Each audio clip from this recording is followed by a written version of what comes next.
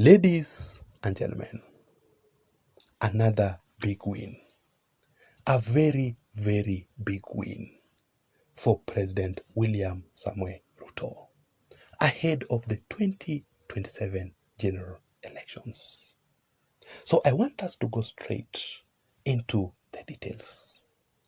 And someone in this channel, one of my critical supporters, has been insisting for me to ask you this particular question. That if the general elections were to be conducted on this particular day, would you vote for President William Samoei Ruto as the 6th President of the Republic of Kenya? Would you do that? And do you really think that William Samoei Ruto will still win the presidential elections of the year 2027? Or actually William Ruto will break the record to be a one-term president, something that has never ever happened before in the history of the Republic of Kenya. But the reason as to why this person has been insisting for me to ask you this particular question, it is because of this clip. A recent clip showing how determined President William Ruto really is to win the 2027 general elections, despite all the challenges that he is currently going through in his administration.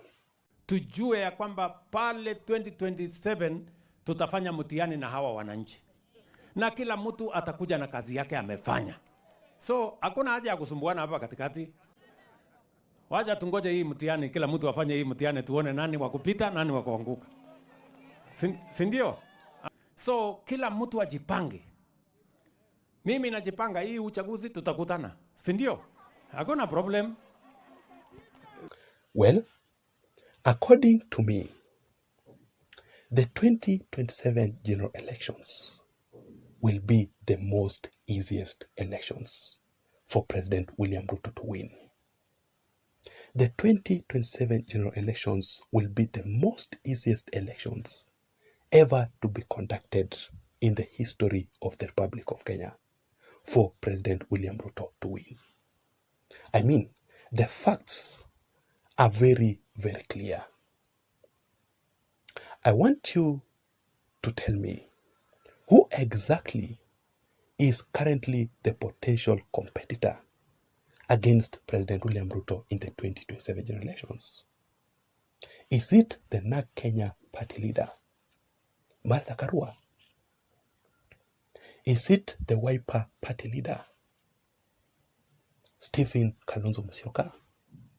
Or will it be Fred Matiang'i? Absolutely none. And also, President William Samoei Ruto has successfully managed to bring Raila Odinga closer to him. And as they say, William Ruto has managed to put Raila Odinga in his pockets ahead of the 2027 general elections. Because Raila Odinga was actually the only leader who appeared to be the closest competitor of President William Ruto in the 2027 general elections. But Ruto has removed Raila Odinga in the political equation of the 2027 general elections. Currently, Raila Odinga is among the leaders in the opposition who are strongly supporting President William Ruto. Like for instance, Raila Odinga became the only opposition leader who was too quick to support President William Ruto's call for the national dialogue, which was actually a decision opposed to his Azimio leaders and supporters across the country. I don't want to read for you what Raila Odinga said, because I have done that before in my previous analysis. Also, Raila Odinga, through his Orange Democratic Movement Party, Raila Odinga released a statement requesting all the supporters of ODM not to engage in the ongoing demonstrations. So Raila Odinga was supporting William Ruto's call to call off the demonstrations across the country. And that is exactly the reason as to why, even today, when the demonstrations were conducted in some parts of the country, Kisumu County and other parts of the Nyanza region, which are well known for conducting demonstrations, those counties were very, very peaceful, meaning they respected Raila Odinga's decision. Baba akisema, amesema. Also, Raila Amolo Odinga has publicly betrayed his supporters and leaders across the country for President William Ruto through a secret handshake between himself and President William Ruto ahead of the 2027 general elections. Let me just show you this article here.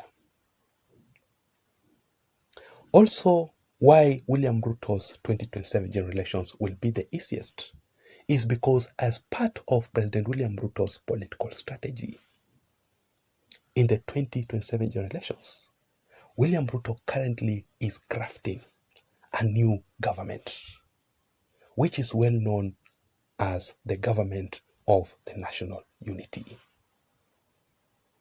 Which brings us to the main topic of this particular analysis. So let me ask you this question. Because William Ruto is currently engaging with all the politicians, including the leaders in Azimio, in the opposition side, while crafting this new government of the national coalition, is the NARC Kenya party leader, Martha Karua herself, also among the leaders in the opposition who are secretly working with President William Ruto ahead of the 2027 general elections. Because currently, there are some things, in fact, a lot of things that are happening right behind our back without our knowledge. And one thing that I've come to learn, one thing that I've come to realize is that all these politicians are just the same. There's no difference. And another thing that I've come to realize is that there's nothing in politics that cannot happen. Everything in politics is possible. Because politics is all about interest. So let me explain to you the details. Shocking details that have emerged between President William Ruto and Martha Karua ahead of the 2027 general elections. But just a quick reminder that if you're listening to me for the first time, or maybe you haven't subscribed, I want you to take 1 second or two and hit the subscribe button down below for you to receive more political updates like the one that I'm currently doing right here. You can also give this video a like just to appreciate my work and also for YouTube to automatically recommend this particular video and this channel to reach out to others, because I believe that that is the only way that you can improve this channel to grow. Having said that, now let us go straight into the details. I want us to begin right from here. For quite a very, very long period of time, we have always known the NARC Kenya party leader, Martha Karua, as someone who has her own very strict principles. Martha Karua is someone who has her own rules that no one exactly can go against. As a matter of fact, Martha Karua walked out of Moi twice in a meeting. Martha Karua also in the history resigned during Mwai Kibaki's government as the minister. We have always known Martha Karua as a woman of integrity. But it turns out that that is not the real Martha Karua that we have always known. It is just politics. And that is exactly how Martha Karua has branded herself, as a political strategy that she has been using. Otherwise, Martha Karua is just a politician. And politics is all about interest. Let me give you a very good example. Martha Karua has always said that she cannot and she will never ever work with President William Ruto. She cannot support President William Ruto at all. In fact, Martha Karua, in the public domain, has never ever recognized William Ruto as the President of the Republic of Kenya. Martha Karua has always referred William Ruto's regime as an illegitimate regime. But the question is, if Martha Karua really means what she has always been saying, then she must resign from Azimio la Umoja One Kenya Alliance. Do you know why? It is because currently the Azimio leader, Raila Amolo Odinga, is working very closely with President William Samoei Arap Ruto. But the reason as to why Martha Karua cannot resign, cannot get out of Azimio, it is because she understands very well that that will actually mark the end of her political career. So she cannot do anything. She will only boycott Raila Odinga's meetings, Raila Odinga's events, like the way she has always been doing. But she cannot make another step further. She depends on Raila Amolo Odinga.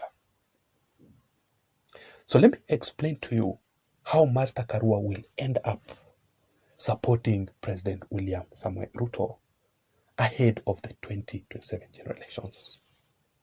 Number one, Martha Karua cannot and will never ever lead the opposition.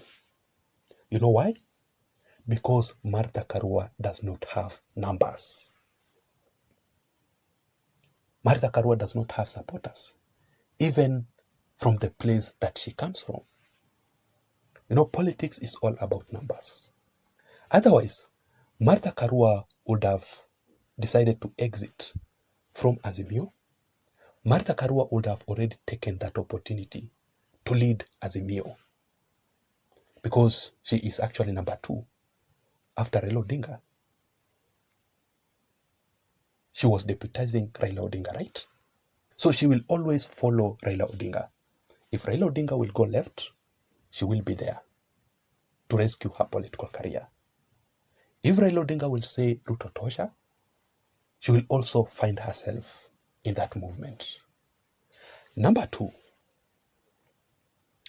there's this wave of William Ruto and Raila Odinga new government, a government of the national unity.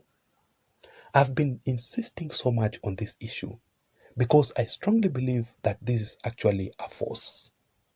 It will be the biggest coalition, more than the Rainbow Coalition, and it will be able to sweep in or sweep out all the politicians across the country.